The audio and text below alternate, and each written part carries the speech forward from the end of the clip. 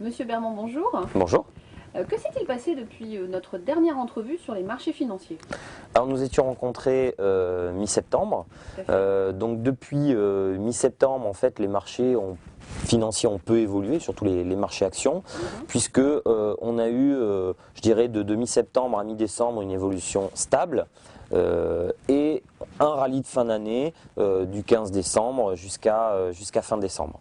D'accord. Et quelles sont vos prévisions pour 2010? Alors, les prévisions pour 2010, je dirais le consensus de marché, c'est-à-dire les sociétés de gestion, les banques, c'est une appréciation des marchés actions de l'ordre de 10%. D'accord. Ça, c'est ce qu'on dit tous les ans. Donc forcément, c'est pas ce qui va se passer. Le consensus est aussi sur l'inflation, qu'il n'y aura pas d'inflation en 2010 et que si l'on doit aller chercher la performance, elle se fera sur les marchés émergents. De notre côté, ce que l'on pense, c'est que ça risque d'être un peu plus compliqué sur les marchés actions, puisqu'on a eu une performance qui s'est faite très vite depuis mi-mars, depuis le rebond des marchés, on a une très forte progression et très rapide.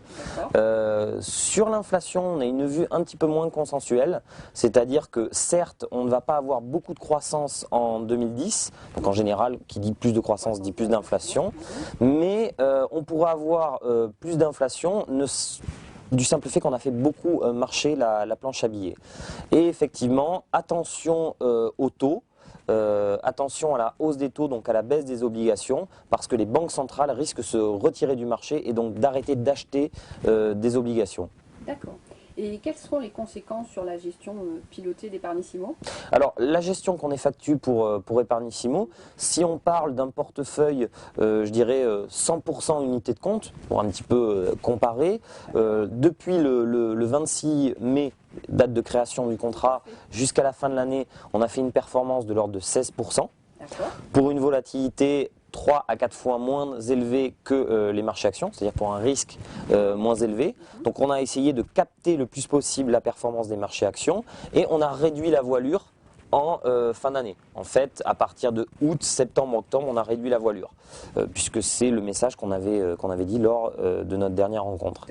Maintenant, on commence à avoir des signaux mitigés sur la croissance, c'est-à-dire les fameux indicateurs avancés qu'on regarde beaucoup, qui disent que la croissance pourrait se tasser. Si on a un retour de l'inflation, ça pourrait être un cocktail assez détonnant pour les marchés financiers. Donc, on est un peu plus prudent.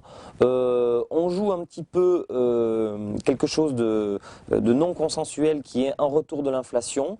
Donc on va dire des portefeuilles toujours capables de capter de la performance si les marchés actions continuent leur progression, mais on sera très vite défensif en cas de retournement des marchés.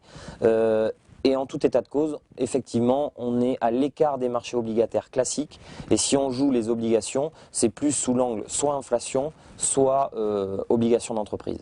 D'accord, très bien. Je vous remercie. Merci.